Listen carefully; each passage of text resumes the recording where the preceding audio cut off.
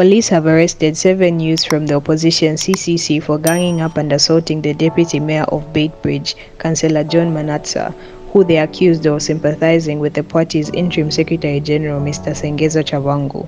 Welcome back to Zim News Live YTS, where we give you latest updates about what's transpiring in Zimbabwe.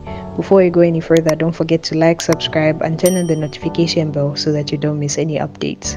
The assault took place while the deputy mayor was attending a political meeting at the home of Record Beitbridge West Legislature, Mr. Morgan Ncube. The house is also used by the opposition party as its office in the district.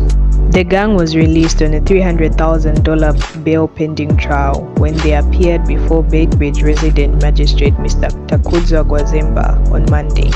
They were ordered to report to the nearest police station once a week and not to interfere with state witnesses, among other bail conditions.